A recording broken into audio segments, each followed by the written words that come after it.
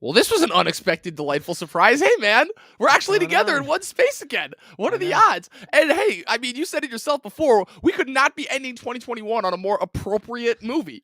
Yeah, unfortunately, but that seems to be the case. Because we're talking about the last of the HBO Max drops. This will be the last time that we really talk about this. We're talking about the long-awaited, apparently not though, just given its box office, reboot, revamp, sequel, Matrix Resurrections, Matrix 4. I can't really think of a colorful sequitur, so let's just get this started. Chris, hit that graphic.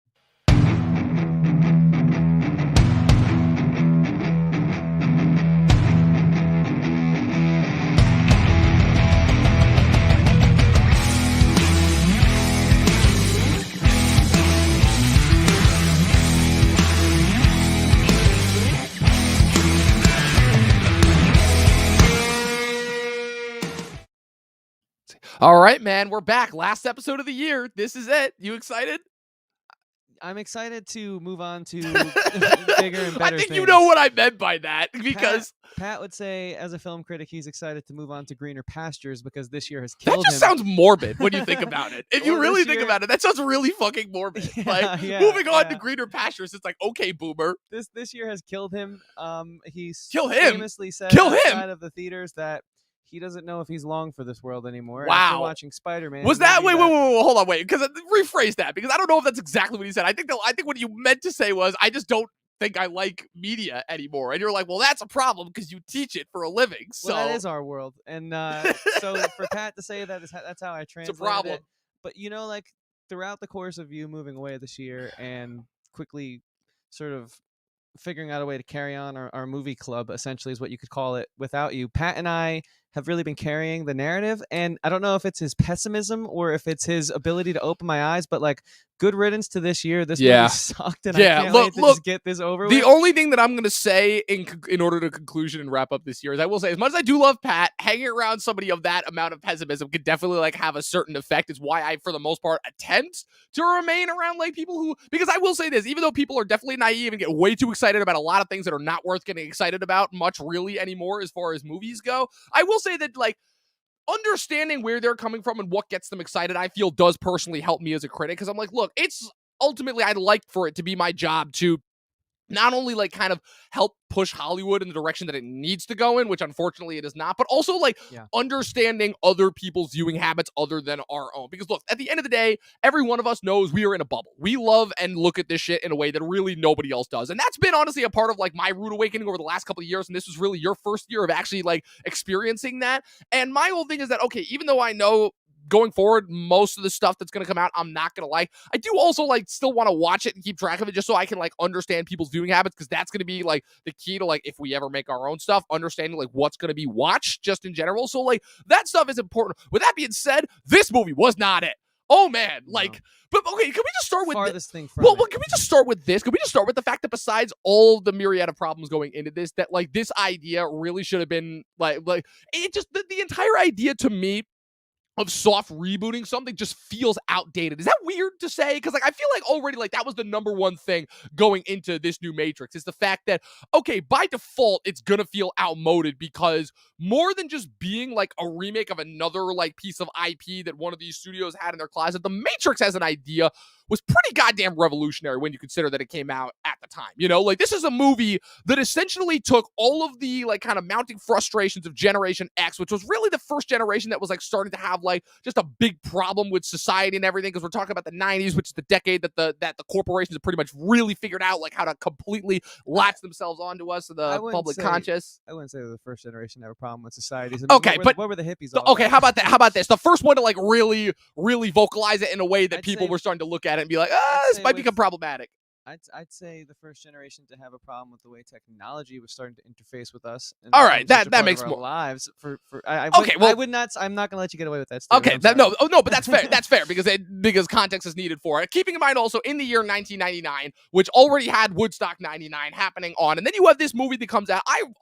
6 months away from Fight Club. I will also admit that basically says, yeah, everything that just feels strange and odd about how everyone seems in this bubble, you can like truly achieve now, like enlightened awakening. But so it was the fact that you had a story that actually felt that deep and progressive, surrounded by at the time groundbreaking technology, while also implementing a series of other kind of story structures that had been that were like implementing all different sorts of like story structures from like around the world, really, right? You had Asian storytelling, you had ancient Greek storytelling, all of that was like to be found in there, all to really create for something that almost kind of became elevated above really almost like that of like a traditional movie. So that's why in and of itself, just I feel like amongst many other properties, like I really can't say that really anything is special, because as Hollywood has proven in these last couple of years, nothing is really special anymore. But Yeah. that to me was already like problem number one going in, besides the fact that this was another instance where it's like, okay, Star Wars at the end of the day, I get it, because it's a massive galaxy, and even though this one Skywalker story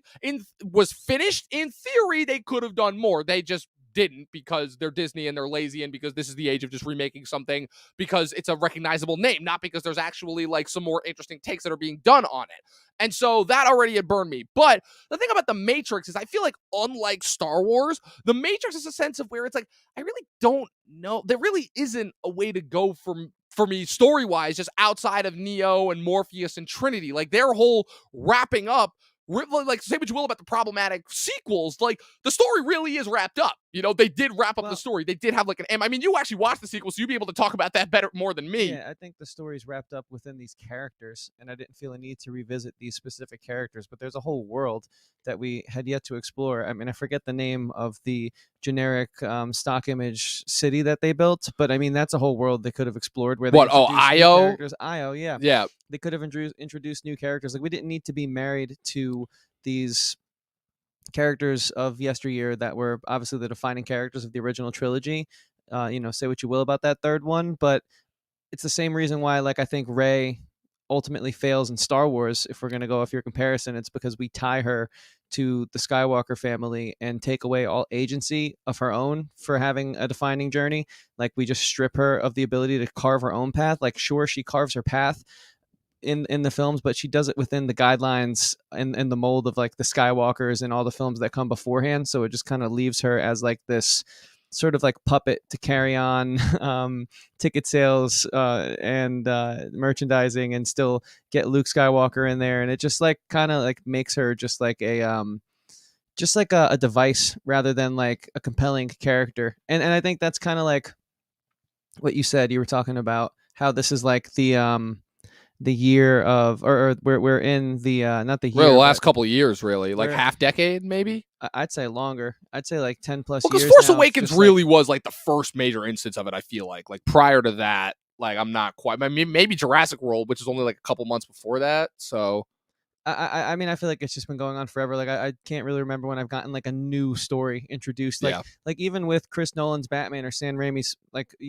Spider-Man, that's still like a superhero mold that we've seen before. Sure, in the case of Spider-Man with Sam Raimi, that was like something that was brand new. Obviously, Spider-Man being on the brain, considering we just reviewed No Way Home last week, but it's still like that superhero origin trilogy that we like, we know about. And like Batman, obviously, like, sure, Chris Nolan's reincarnation is my personal favorite, and it offered new things, but it's still within like that superhero mold. Like, where's the new storytelling? I don't know. I haven't really seen it for a while, and at least like what we've seen this year, the movies that do introduce some cool new things don't really get talked about at all. Like, I can't even remember the name right now, so that should just speak to like how much it really resonated with me if I'm going to go and say it's like one of my favorite movies. But that could also just be my bad memory. But that Andrew Garfield film that we saw where he like does the social commentary on mainstream YouTube, yeah, I thought that was a great film, but like, who cared about it? You know what I mean? No one. So it's just like, I think to your point, it's not that this generation, Gen X, was like the first to have frustrations, but I think that they had like a certainly a different frustration. It's like, I'd say the first age of people who were just bombarded with nonstop media. Like, those are the kids that were like in their fifth, like, their late teens, early 20s, and they can go on the internet and like, talk outside of school and communicate, right, and like nonstop like social connection and interaction. I think The Matrix is a great social commentary for all that, but I think it just falls short because it's not trying to tell us anything that we haven't already known since the first one came out. And I think that's a part of my like frustration, just to tie it all the way back to our conversation about wrapping this year up and how perfect it is to end this year on this movie. Not because it's a good movie. I actually think it's a pretty bad movie. And it's sad for me because I really liked The Matrix and the first trilogy. Again, say what you will about the third one, but it just sucks that I don't know if it's going to get better, really. So it's like, I feel like this is now par for the course. Yeah, so, I mean, let's talk about that for a second before we actually get into this movie. Let's talk about just Hollywood in general and, like, what it is, kind of our problems with them versus figuring it out. Because I've been really trying to think about this a lot, just as far as, like, the last couple of years. Obviously, again, the instance where they go is obviously because these movies make money and because everyone's still in a strange way pursuing the Marvel mold, just in vastly different ways than they were a couple of years ago. I feel like, again, it's a combination of the Marvel mold that everyone is still trying to pursue as far as the incessant remakes and trying to tie everything together because something into something, because now inherently, forget if it's Marvel, people are just not interested in it now unless they feel like it ties into something like bigger or something. And I think that's universe, right. Well, but I think that's personally why streaming is having just a little bit of success with this stuff, as we've seen throughout this year, because this is also the year that streaming really took off as kind of the start of this year. And then with the whole HBO Max model, this is obviously the last of the HBO Max direct drops, while also simultaneous theater drops. And it also hurt this movie tremendously because on top of the fact that this movie was opened up in the holiday season, which was always a jam-packed season from a movie standpoint, it was competing against Spider-Man, The Kingsman, Sing 2, which are like good counter-programming to which everyone was going to watch. Spider-Man, that was like the big movie event this year. And this movie only cleared like, what, 12 million opening weekend off of what? Like what did you say? Like what, a $240 million budget, something like that? I mean, our friend David of Flicks Talk posted an infographic, and he's pretty accurate. So Yeah. I'll use his numbers. He said it cost roughly 200 million, and it made roughly 12 million to date. Yeah, so like, just I guess my whole thing with it, and ultimately why I think this movie is a failure over a success, besides just the financials of it all, is the fact that personally I feel like it's going off of a mode. But again, that's what we have to call it now, a mode of that Hollywood has been attempting to push on us the past couple of years. But ultimately, I think it's a mold that you're seeing is really not working per se, because they tried it first with it. Really, the only success was Force Awakens is really it. And it's interesting because like I think I sent you that meme where it's it's because the wool hadn't fully been lifted from our eyes yet. Right. Well, it's so weird because 2015, even though I do love that year and I missed that year tremendously just because of how much fun I had. That was the year I graduated high school. So obviously there was going to be a lot of elation going. And 2015 is really the start of all of these bad trends that we've really hated about movies these last couple of years. And then 2016 was like the solidifier of it, because 2016 was just a nonstop bombardment.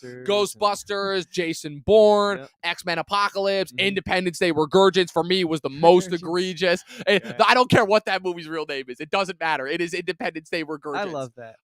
What's it called? Oh my God. It was so many. And like even the good ones, like even the big good ones that year, Civil War, Jungle Book, Rogue One. Like the writing was literally on the wall as far as where this was going to go. Rogue One was well made, so you were able to lift the nostalgia goggles, or the cash grab goggles, as I call them.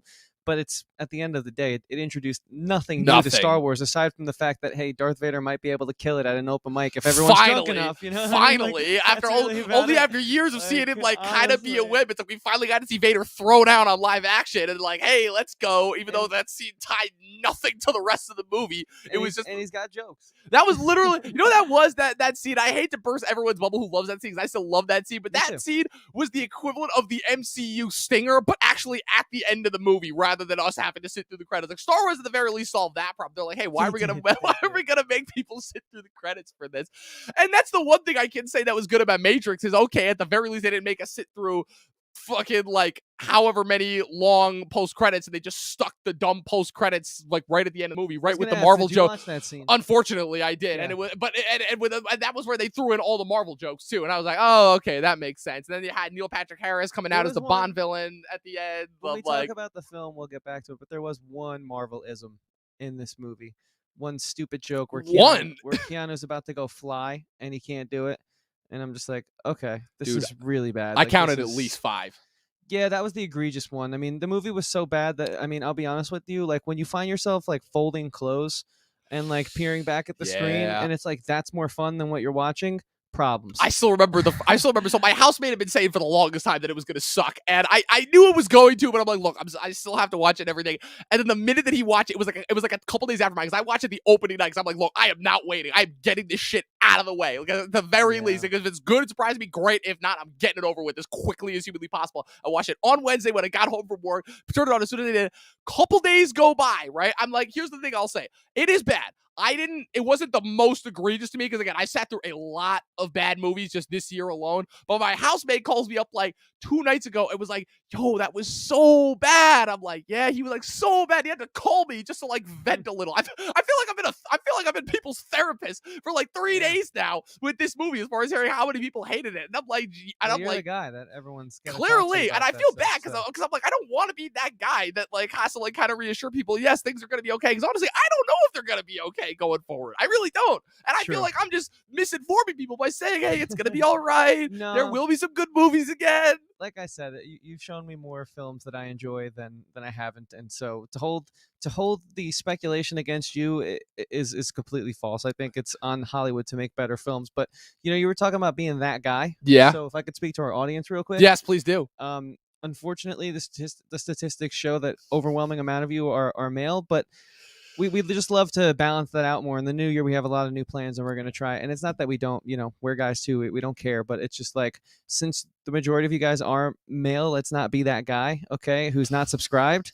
Go click the subscribe bell, and maybe if you help us get the word out, we can have like an even more diverse audience, and we can have even better opinions come into the channel. Our live chats can be like, mixed, a little more mixed, and we can get more opinions, and we can all together help to do what Dom has said at the top of this podcast, which is try to push Hollywood in a direction to give us better quality products. But that can only happen if you guys subscribe. If you guys aren't that guy who's not subscribed, you hit that bell to turn on that notification and grow this community. So yeah, with that being said, I kind of wanted to talk about how I watched this movie. Yeah, please do. Please do. This movie. I need to hear this. I already know there's going to be a story behind this. So yeah, Wednesday night, just hanging out, a little bored, a little tired. And I was like, cool, it's up now. I think I'm going to spend my weekly money going to see Licorice Pizza with Pat in a few days at the time of recording this. So I'm going to watch this one on HBO Max, because if there's one thing I've learned, the few movies that I spent money on in theaters that also went on HBO Max is money that I can't get back, that I wish I had back. Like going to see Spider-Man No Way Home in theaters is money that I can't get back, that I don't want back. I thoroughly feel like my ticket was fully bought and paid for. So, but now the HBO Max drops. So I put it on and I watched the opening sequence, and I knew what it was. And I was like, everyone knew what it was. And I was like, man, I don't even play video games that much anymore, but like I just got the new Xbox and I got to use it, right? So I like turned the movie off, like mid Keanu sentence. I'm just like, oh, wait, see, I thought that you hadn't even made it past the opening scene where they were literally just replaying the scene from the first one, but then you had Jessica Hedwig just watching it from the outset, and you're like, oh no, you have the characters in the movie watching the old movie. Oh, we're in trouble. Yeah, I rewatched the first one going into it, but I understood a lot of people, especially around the holidays, wouldn't have had time to rewatch it. So I was just like, okay, I understand this as a refresher, as it's been over 20 years. So I was like, okay, this is fine, but I'm not happy about this. Like, I don't want a clip show. Like, I purposefully turn off the episode of Friends with the clip shows. Why? Because I've seen all the episodes before it. Right. And I don't need like the 6 minutes of new material where they like say stupid jokes in between the clips. You know what I mean? Of course. Like, I don't need that. So I was like, all right, I'm not in the mood for this right now. Next morning, I make some toast and I watch like 20 more minutes off my phone. Because honestly, it looks really good off the phone. Like, it's a solid screen. Yeah. The sound's not that good, but I put the AirPods in and it's a pretty immersive experience. Good. But then after I ate my breakfast, I was like, I could go and finish watching this movie, or I could go to the gym, see if someone wants to hang out, because a lot of people are home for the holidays, and maybe even work on graphics for, like, we're doing a Book of Boba Fett series, spoiler alert, and we're making some cool graphics for that. So I was like, I'm going to go do anything but watch this movie. That's Thursday. And then Friday's Christmas Eve, right? So I bang out like 15 more minutes before we head to... So by this point, you're almost halfway through. Keep in mind, this is a 2.5 hour long movie. Keep this in mind. Yeah, I'm almost halfway through the first act. All right. Making progress. So I do like 15 minutes before we head out. and then when we get home around 11, I watch like another 45 before I fall asleep, and then I'm like pretty much halfway through the movie. Christmas I had to take off because this movie started to feel like a job, and it's like because Yeah. I'm not working on the holidays, so I took off. I didn't watch it, and then yesterday I pretty much banged out the rest of it when I got home from my ski trip, and it was painful. It was really just a painful, dragging, terrible experience. Wow. Have you ever taken that long to finish a movie before? Yes, and it's okay. This is the part 2 to that. I'm really glad. Okay. Yeah, okay. It's another HBO Max movie, which is competing for worst of the year. It's that terrible Hugh Jackman film. Oh, Reminiscence? Yes. Oh, I didn't realize that took you multiple sittings. I was at the very least even able to get through that movie in one sitting. I got it in at the buzzer. Okay. I mean, that movie was god-awful. Oh, man. That movie was a snooze fest. If that movie wasn't even a further indicator to just like tune out of Westworld, which, Chris, we're getting a 4th season in 2022. Oh, man. I will cover it if it's what the people want, but I'll tell you this much. No. I'm not excited about it. No. I'm really not. I mean, if Marshawn Lynch should not be the... Look, I love Marshawn Lynch. Oh, man. Okay? I know. I remember you freaked out for like 10 minutes straight when I told you that was him because you didn't recognize that was him. I didn't recognize him. He's a monster. I love the NFL. He's watching him as a kid don't you remember? He caught the football. He caught the one. He caught the bomb in the finale. He did the thing that they cast him for. That's true. And like, so I love Marshawn Lynch, but he should, and he's great in that KFC commercial right now. I don't know if you've seen it. I don't watch commercials, so I don't know what you're talking about. Absolutely great. There's this commercial where he's like calling up all the stars that are still playing, and he's like, "I'm still the king" or something, and he's awesome. He's awesome. He's great in it. But he should not be the best part of your show. Like, he should not be the and you know, like in my rewatch of the first Matrix, like Keanu's flat in these films purposefully. Right. But there's so much substance and there's so much new and refreshing about that 99 film. Yeah. That it like he's not flat, he's portraying the character. But this film really exposed how thinly veiled. Well, you know what's funny about that? I do find it really interesting that you brought that up because you're right. Keanu was still just as flat and lifeless in this as he was in the first 3. But like you said, the first 3 was 4 and 10. But the absolute crazy thing is, with the exception of a few people, I will give credit where credit is due to Neil Patrick Harris because even when he has nothing to work with, he still spruces it up a bit. I still will say he was my favorite of the bad Oscar hosts of the last couple of years. I do really think that he actually added a lot to that in a way that I feel like everyone was really unfair to him for. And that's pretty much it. But everyone else around them was so flat and so boring and just sounded like they were delivering such stock dialogue that it almost like lifted Keanu's performance up in a strange way. I hate and it. When you do that, I'm almost in this weird spot where I'm like, I almost want to reward this movie for pulling that off. But then I take a few steps back and I'm like, wait, what the hell am I doing? No, that's a problem. Like, if Keanu, who is largely known as being kind of flat, kind of bland, kind of boring, I mean, it doesn't take away from his movie stardom or his overall charisma and charm and presence. Like, of course, but like he is that for a reason. But like when the rest of when the rest of the movie by comparison is so bad that they're lifting him up, I'm like, oh man, and like, is there a word to describe that, or like a phrase, or like a certain like it's idiom or something? Because to me, it just felt like a cash grab. It's like, hey, like let's just see what we can get from this. But the problem is the budget did not meet the quality of the film. And I was just thinking to myself, like, there was such magic in those first 2. Where did the script writing go wrong? Like, where did the screenwriting fail us? Because no one's doing anything different in this movie. That's and if anything, that's the problem because it's the same goddamn creator. It's Lana Wachowski come back, only without Lily this time. You know, now so it's just her back.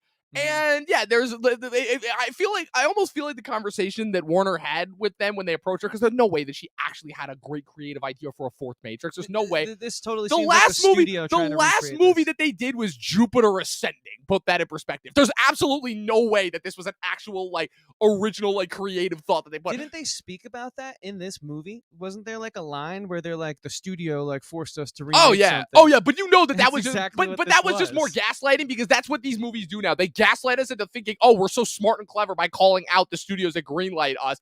When really the I know. last time that was actually like well creatively done was in Deadpool, because you know that Ryan Reynolds knew what he was doing with that. And in a strange way, it's almost come around full circle, because now Ryan Reynolds is cashed out for the studios with movies like Free Guy and Red Notice, because he's a marketable movie, because he's like the largest marketable movie star now. I think he's even surpassed Kevin Hart as far as like people who could sell a movie on his name alone. So he's approaching the new Rock status, but the Rock still keeps striking it out of the park. But he's getting there. Well, it should show, because they were in the same movie. So he's getting that second call sheet, second on the call sheet Yep. status, but behind the biggest movie star in the world. But you know, like that's the thing. It's exactly what you just said. You know, they think that they're smart by talking about it, and I wonder if those lines are added because the movie's so bad that they have to do that.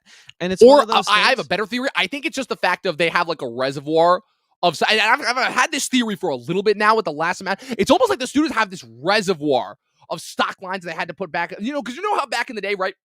He would always have those, because the problem is, right, the 80s action one-liners, you had Stallone and Arnie improvising like every other line, and that's how we got all those amazing action one-liners. Oh, really? And then when it came to the 90s, right, and they started swapping out those guys, they realized, oh wait, we don't have to pay these actors, these actual actors like Nick Cage and John Travolta as much, and then come in and just say like all sorts of crazy, and they started like assembling like a batch of action one-liners that they would just obligatorily throw into the movies. And then in the 2000s, it kind of went away because of like the effects storytelling, but in a way, the 2010s almost like kind of brought them back, because Marvel just had, like has a reservoir of like one-liners that they have to throw in there that Downey just like, because Downey improvised. I think what happened is Downey just improvised like 200 one-liners, and they just took them and just randomly threw them into other Marvel one-liners. And then Disney and then later Warner Brothers started assembling their own line of one-liners. That was like accentuated once Ryan Reynolds did Deadpool and started throwing in all like the meta, like making fun of studios thing. And that's now where they came from. They're like, okay, we're gonna have, okay, the studio said this, okay, good, that's it, throw that in, you know, but that'll make us seem clever and subversive. Yeah, see, the reason why Downey's one-liners work is because he's cut from that cloth of classic Hollywood. Right. You know, he's worked with great filmmakers and people who put care and attention into their craft. And with this one, it's the same. I feel the same way about this new Matrix film that I feel about what started around when Inception became a huge hit. Something that I think, as like a musician, I was trying to be in tune to other mediums of art just for my own growth, and I was never fully as immersed as I am now in the film world. But I do think I still picked up on it, because the same thing was sort of happening with songwriting around the time, where it was like not gaslighting, but I think it was like corporate. What's the word? Basically the corporate influence, let's just call it. Not influence. I'd say it's like a corporate cockiness where they just sell us so short that they think that this twist that happens, which will literally, okay. Can we even call it a twist? Because it's like, if you already know a twist is coming, because again, it's literally a remake of the original. Right. We've literally seen this before. I don't even think that qualifies as a twist anymore. And like with Inception, it's like, oh, the thing inside of the thing. And it's like, okay, cool. Like nothing blew my mind about that. So either we are dumber than I want to believe as a society, which is super depressing. And as media consumers, really, why am I working on 2 scripts right now? Why are you working on all these scripts? Or it's just that we've just become so comfortable with just buying what they're selling because it's a little bit of escapism that we don't ask for something that raises the bar anymore. And I don't think we ever did ask for something that raised the bar in the past. But what I do think happened was now with like data and analytics and trends, we're able to see that, hey, or the corporations are able to see that, hey, we can actually do less and still get the same amount of value out. So instead of trying to like greenlight all these stories that are going to make money, and this is how I'm tying it back to the conversation that started this podcast, so you guys can see I'm going somewhere with this.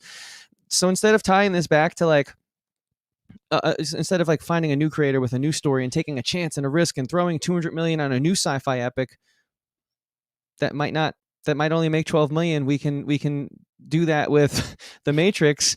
And hey, maybe it might only make 12 million because the script's terrible, but it also could make way more because the ones in the past have made way more. And so I think it's like this corporate comfort, and I think it's like I feel like this is perfect given ties into that, and all of it's just like, it's not that like moviegoers are asking less questions or asking for, you know, easier films or more digestible, palatable products. I think it's just that there's so much more out there now, and the media moves so much faster that we have less time to think about the schlock that we're getting. And it's really a part of like the clickbait fast nature, and movies like this and years like this, 2021, 2020, right? In 2019, we had some great films, but we also had like a lot of bad ones too. Yeah. and I know you've been saying the same thing even longer, because 2019 is when I hopped on this Right. train. Yeah. 2019, the whole thing that people forget about that year is that fall came to and hit so hard that people forget about the first 2/3 of that year, which were pretty lackluster. Summer 2019 post Endgame was pretty underwhelming, and the spring was really not that much better. But it's like one of those things where it's like, it's not that moviegoers are asking less questions. I feel like we just are having less time to think about what we're getting. I have a perfect You know? phrase for it. And I think it's take it away. perfectly fitting given the shirt that you're wearing. Would you say that moviegoers have become comfortably numb? Yes. Come on. Like, it I was would right say there. that. I would say that. It was right there. And Hey, this that shirt's worked. This I shirt's saw like that. A Well, no, ripped concert ticket, which is like, you know what's crazy too? I literally came up with that line, and then I noticed you were wearing the Pink Floyd shirt. I'm like, hey, perfect opportunity right there. yeah. No, Pink Floyd definitely. Yeah. They saw it coming, I feel. Yeah. But like years ago. Because when did they do that song? They did that song like 74 Yeah, or something. exactly. And their whole movie, The Wall, is just about like media and gaslighting us through like propaganda. Right. And this was back during the 70s, like the best decade for movies ever. So, but then again, hopefully we can. But that was also when like Hollywood was like actually like taking chances, and that Hollywood was like kind of like, you know, the go against the man kind of mentality, and they were trying to expose like a lot of the underlying socioeconomic problems that were happening at the time, you know. Yeah. So and this movie tried to make you think they were doing Right. that, but they didn't. So Dom, take us into the specifics of this film. Like, let's start Oh, talking God. spoilers about this movie. Is We've there talked really- around it enough? We've painted enough of the groundwork Yeah. on the back half of this podcast. I think we should. I mean, look, put it this I way. know there's not much. I'm trying. Like you're already making my brain hurt because just having to try and recall plot details. That's why I from wanted this you to go was first. already a little bit. I hate you for that. Thank you. So basically, as far as breaking down the plot of this, so everybody who's seen the previous Matrix movies pretty much knows as far as what happened. Like if you're familiar with the ending of Revolutions, the idea is that Neo sacrificed himself in order to allow the humans to achieve peace while also managing to help purge the Agent Smith virus from the machine system, because at that point, Agent Smith had become too big of a problem for even the machines to handle.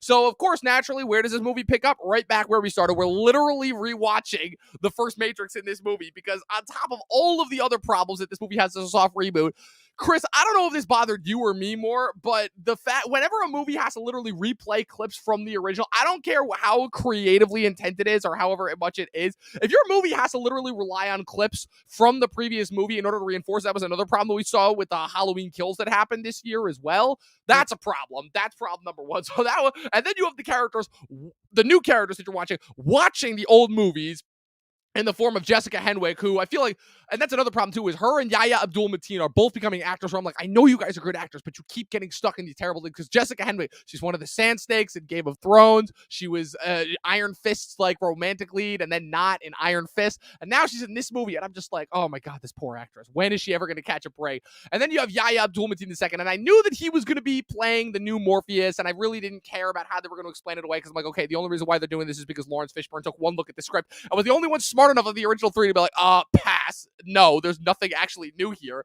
And so they ended up casting Yahya, who is honestly at this point, like, I'm not faulting Yahya because he's doing everything right as far as career goes. He's been in a DC movie, he's been in a critically acclaimed HBO show, and he's been in an Oscar Beatty role that almost got that, playing like a major American icon. So he's doing everything right as far as career-wise goes.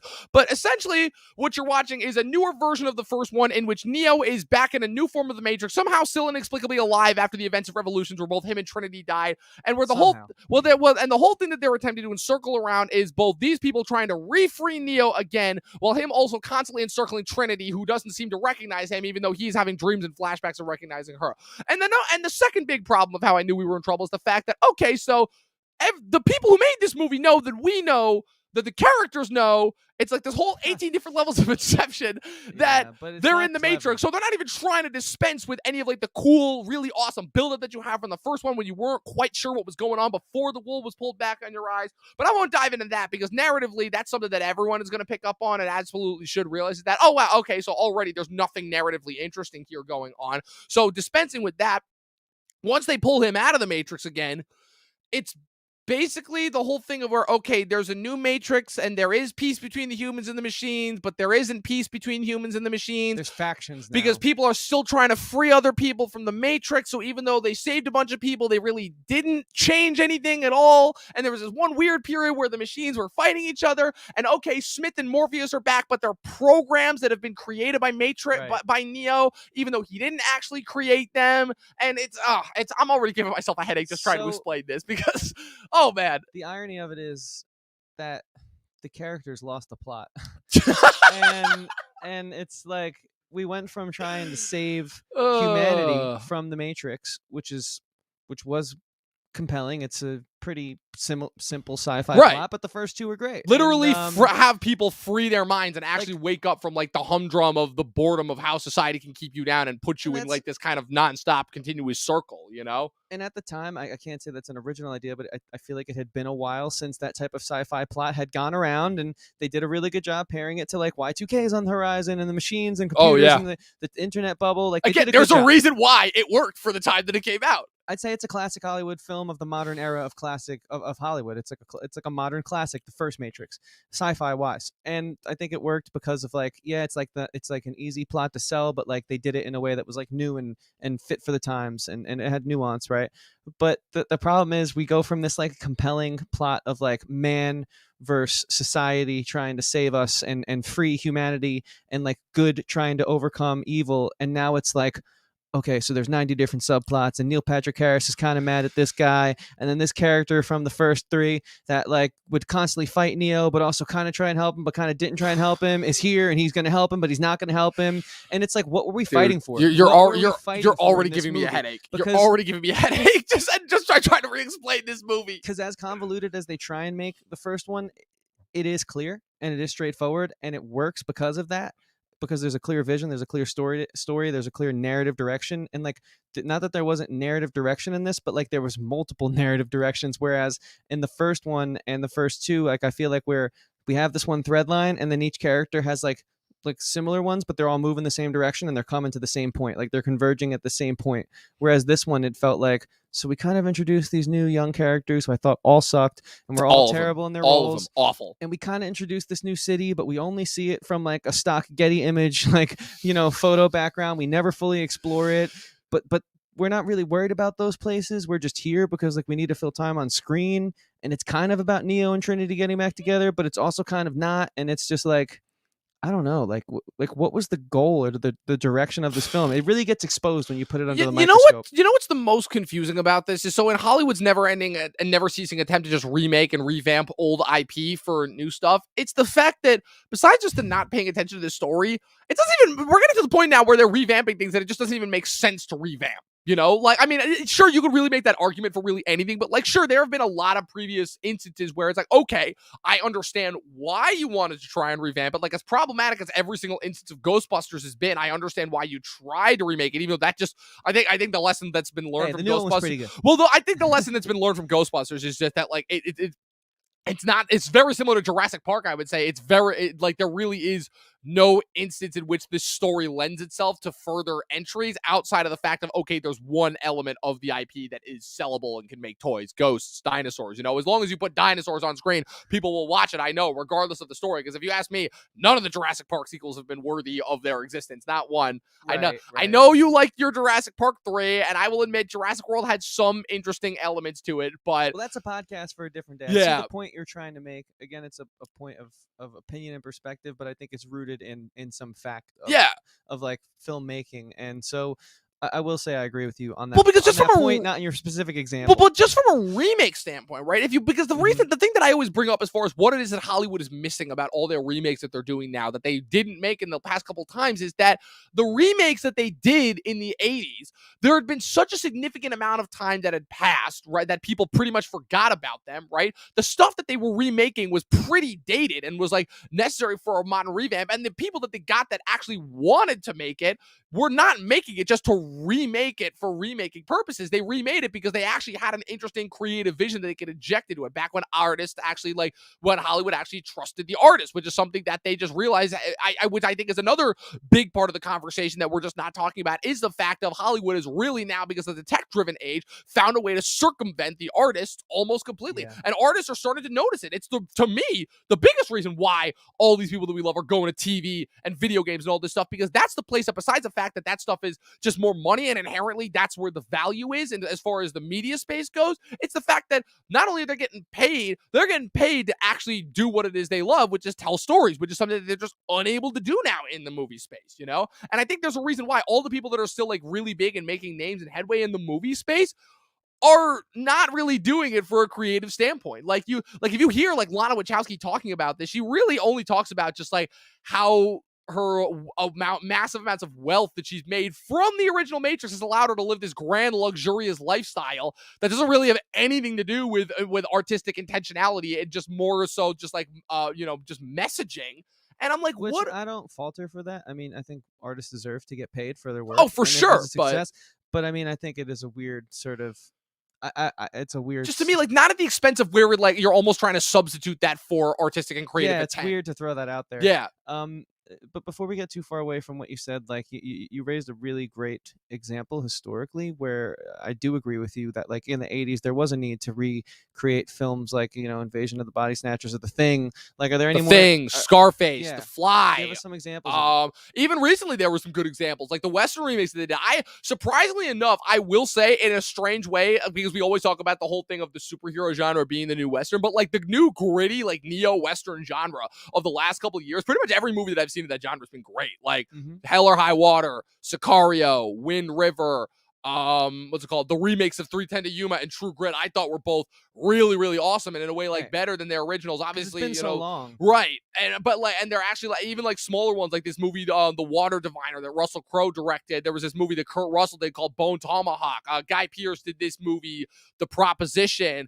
Robert Pattinson and Guy Pearce were in this other movie called The Rover. Like the Western, in a strange way, to me, is I feel like where they need to like look as far as, okay, this is how you bring this genre. This is how you continue to tell these stories in a way that's actually like, creative. Another perfect example, everything that Shane Black was doing prior to The Predator as far as bringing back like the buddy cop genre, between Kiss Kiss Bang Bang and The Nice Guys. Like it was almost like he was bringing like the buddy cop genre really into the modern day. The only instance that he really failed was with Iron Man 3, but there are still people that like that movie and everything that he did with it. Which is so strange that he made Iron Man 3, which was a rendered movie, right? And then he made Predator, which was an unrendered movie. I don't know how you forget to render. Don't even get me started on that movie. Anyways, but I think that inherently where the problem comes from is the fact that it's not that Hollywood doesn't know how to do remakes properly. It's that the problem is that the remakes that we know work are either not recognized or they don't make money because people just don't watch them. And I feel like that's the other big problem that we need to talk about here, which is people's viewing habits. Because at the end of the day, Hollywood makes stuff for people to watch, and people's viewing habits, I'll admit, have not been that great recently. They've been pretty poor.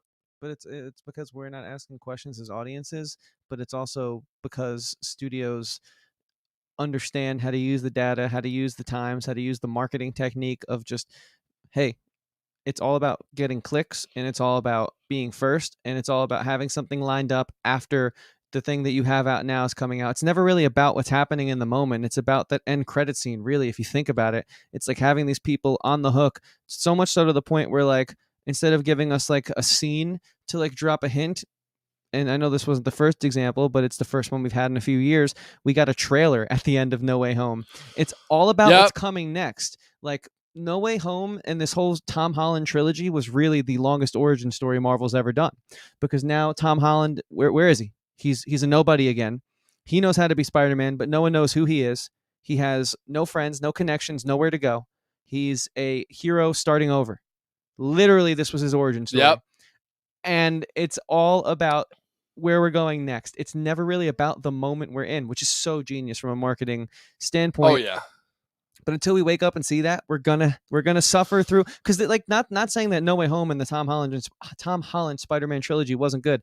I actually really enjoy it a lot. It's one of my favorite superhero trilogies. In hindsight, having a few weeks now to look back and retrospect on it, I still think Sam Raimi's is better, but that's a podcast for a different day. What I'm trying to say is,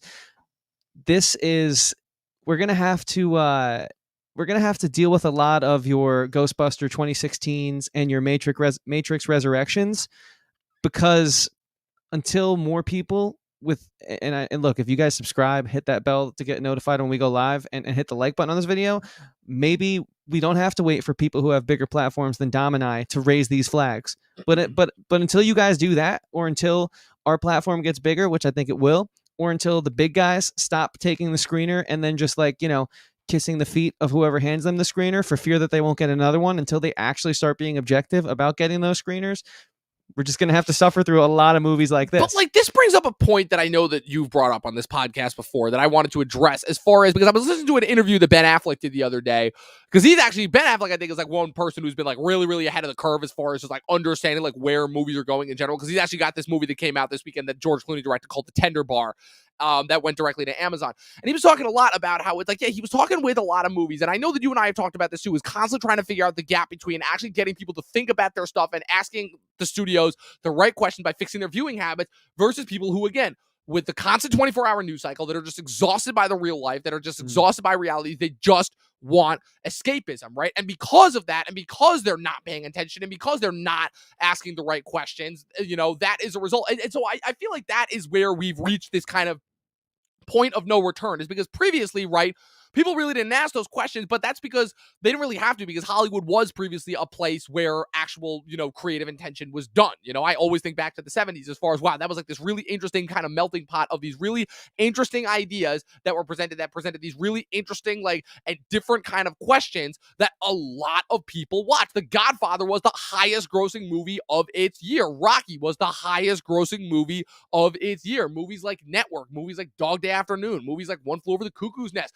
movies like The Deer Hunter, movies like Apocalypse Now were gigantic box office smashes. So, again, like, obviously you have to take the times into consideration into that and everything, but I guess the question is, where do we get to the point, and do we get to the point where audiences actually start asking those questions? Because the truth of the matter is, I don't know if we're ever going to get to that point, because you bring that point up and I'm like, when is that going to come about? Because everybody that I talk to that is like the prime audience for the stuff that is made, that are not people like us, they don't care. They just want to sit back, relax after a long day of work, and just tune out to something like Yellowstone, which could not be more base-born, good guys good, bad guys bad, good conquers evil at the end, like, if you could get, and so people, so that's where we have to talk about as well, because everyone loves to complain about the studios and their problem, but people's viewing habits are just as big a problem. And until more people start watching the Successions and the Ted Lassos and the stuff that's actually trying to do some creative, interesting storytelling, we're just going to see more of this. And we've been talking about this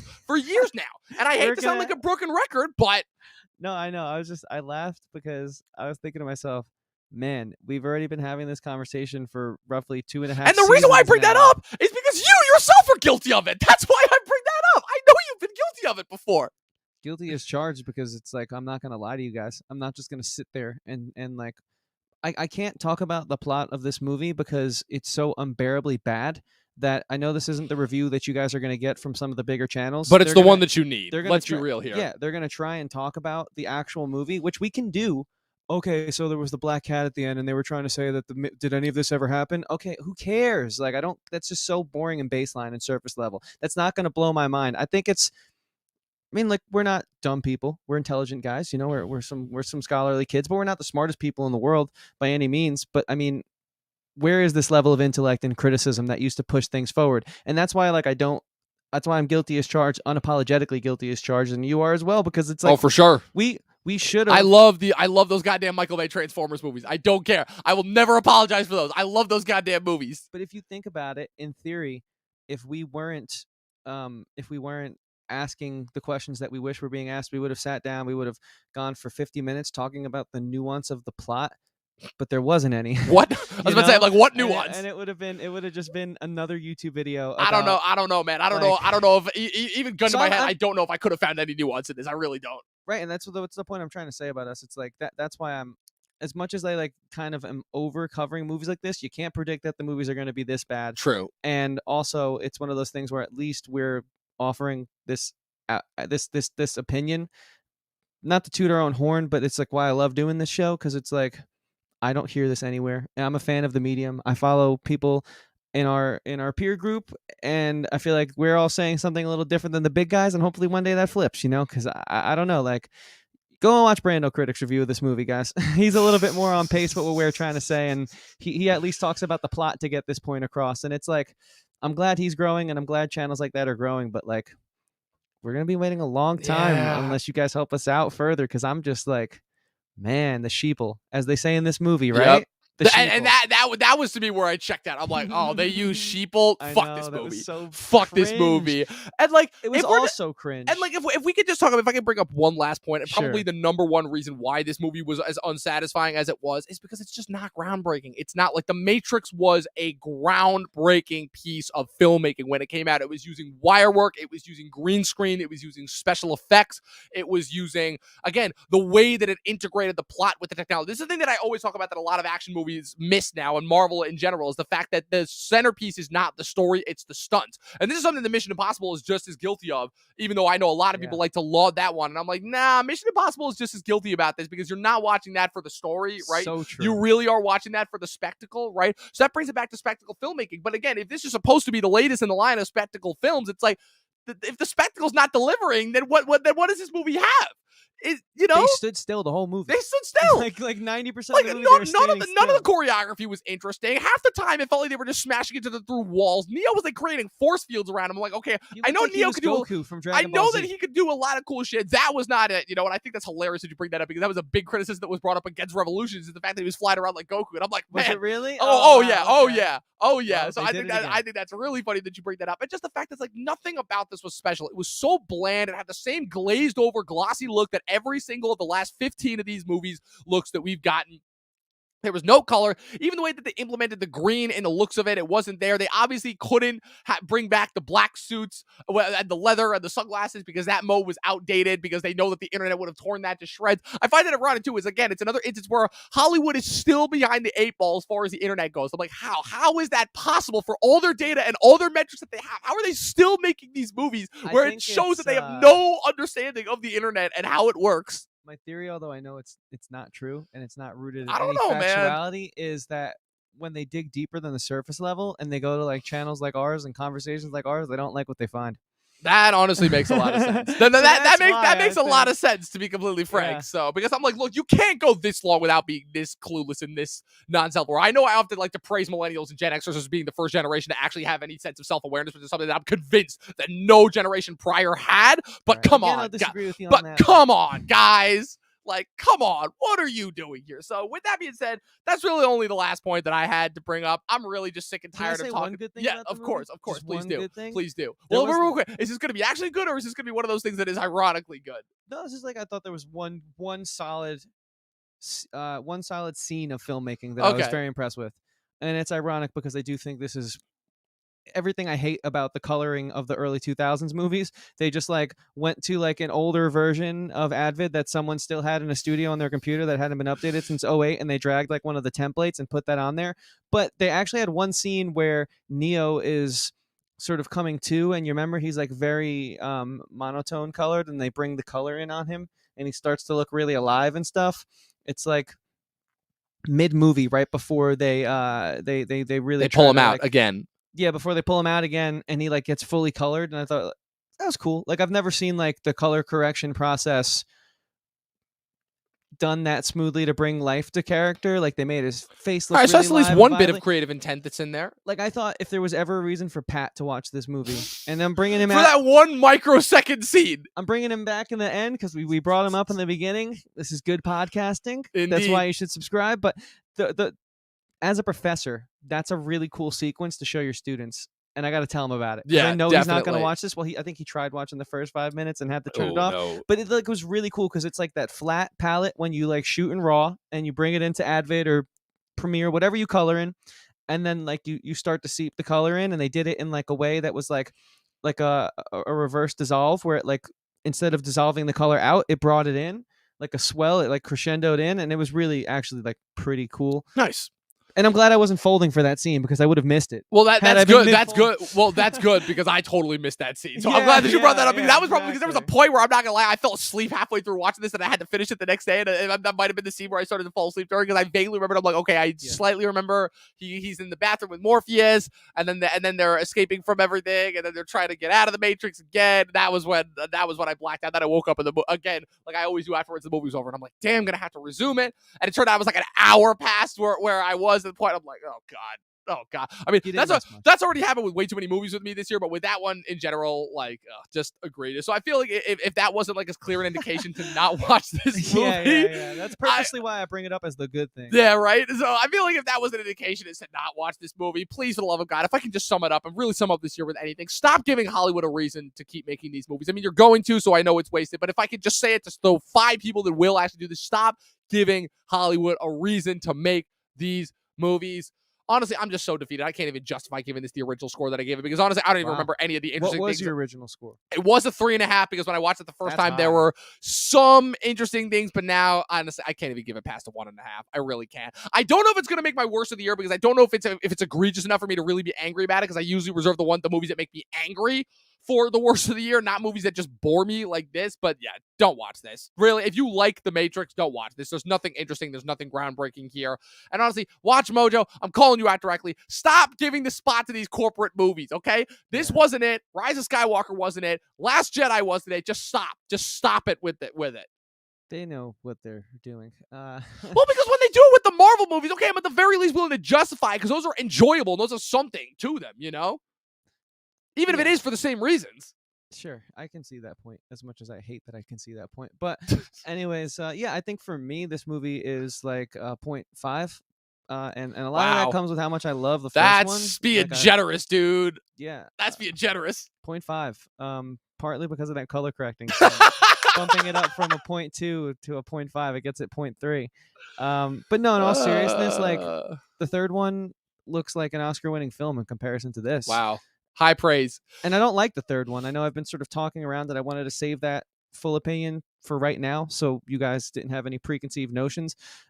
It's not terrible, but it like obviously kind of kills the triumphant achievements and just fun feeling of watching the first two. Anyways, this movie has no fun feelings. There's nothing triumphant about it until you get done with it and you realize you never have to watch it again. Yep. And that's why it's a 0.5. Yep. So yeah. Literally no joke. It's so funny because I always point this out. It's like, yeah, you want to talk about being products of their time. And I find that interesting again because it goes to this movie being entirely a product of its time. Matrix 2 and 3 were released within 6 months of each other within the same calendar year, which has never been done before by any other franchise. Because remember, this was the decade of like all these movies shooting back to back. Like they shot the last 2 Harry Potters back to back, all 3 Lord of the Rings back to back. They shot the second 2 Pirates back to back and released them apart from each other. So this was the decade where that happened. And then it was just a matter of, wow, they really just had to work with what they had because they had such a mandate for these movies because it was 6 years between or 5 years between the first one and then the second 2. And then they were literally 6 months apart from each other. Literally to the point where part 2 ended with a tune in next time, as in 6 months later in November for part 3. So it's like, okay, in that sense, it makes perfect sense why, what's it called? But like they're finally learned their lessons recently as far as what they did with Infinity War and Endgame and now with the 2 parts of Doom. But it's like, yeah, it's like, now James Cameron will bring that format back. We'll see. We'll see if Avatar 2 actually makes any money, if that doesn't get dumped on a streamer. So we'll see. But with that being said, people, even though this will not be the last piece of Talkin TV content that you get this week, by the time this goes up, this is it. This is the last official podcast of 2021. We hit a lot of goals this year, I will say. I will definitely say that. We hit over 100 podcasts. We did 2 recap series. What's it called? We definitely solidified our YouTube standpoint. Like, I don't know. I definitely feel like 2021, even though I would say it was a disappointing year, but it was a momentous one. I will say that if that works. I think the way I look at it is we overcame adversity, and we are going to be having a 400 subscriber celebration stream where, I mean, I plan to update them on the podcast moving forward on that stream. For sure. So there's a lot coming. Yeah, we got a lot of stuff coming. Keep it a little close to the belt for now, but it's gonna be season 4, man. Season 4. It's gonna be a good one. Like I said, look, I always say that with previous TV shows, a lot of the time the 4th season is usually like the make or break. As far as I'm like, okay, this is usually their best one. Because again, Breaking Bad season 4, their best. Game of Thrones season 4, argument to be made that it's at its best. I'm trying to think of other shows. Sopranos season 4. Easily for me, probably the best, So that 4th season, that's when things really, really start to get good. So I would definitely say get pumped, guys. Stay tuned and get pumped. As far as for the rest of this week goes, we've got Don't Look Up reviews. We got our Don't Look Up review coming out tomorrow. We're kicking off our first official TV recap show that we're doing for 2021 on Wednesday with Book of Boba Fett with our recapping of the first 2 episodes. Star Wars is finally back and about to really be in our faces in 2022. Because if they put out the shows, all the shows that they say they're going, we're getting 4 live action shows and 1 animated show, which is nuts to think about. And then we're wrapping it up with with Dustin and I are going live on Thursday to do a Paul Thomas Anderson retrospective, talk about Licorice Pizza, talk about him as an entirety of his career. You know, we've been wanting to do this for a while as far as actually talking about like a director without just me doing a top 10 list, and we're finally doing that. And that's going to be all the content that you get for 2021. So stay tuned. We're not going to leave you guys hanging there. But Chris, where can the good people follow you? Yeah, they can find me all over social media at Christian Evanko. Evanko spelled Evanko. I make music. I make podcasts. You can find those through the link in my bio. Same places you can find our podcast here, Talkin TV. And Dom will tell you all about that and himself. Dom, take it away. Of course, you can follow me at Movie Nerd Reviews on Facebook and Instagram, but more importantly, follow the main podcast page at Official Talkin TV Podcast. We brought it back after we were notoriously hacked a couple of weeks ago, but that's not stopping us from anytime soon. Hackers don't have shit on us. Yes. We're going to keep putting out the great content. You guys can continue to support us by following us at all of those pages, as well as clicking the subscribe button and the bell next to it and the like button. That way you guys can get notified every time we put up new content. Guys, it's been a blast giving you guys content, even if the things that we had to watch in order to give you guys the blast that you deserve were not necessarily always fun, but it's been great. It's been fun. We're coming back in a strong way next year. So all that I can say is, with my usual sign off and signing off 2021, 12 seasons in a short film, and watch more fucking movies. We'll see you guys in 2022.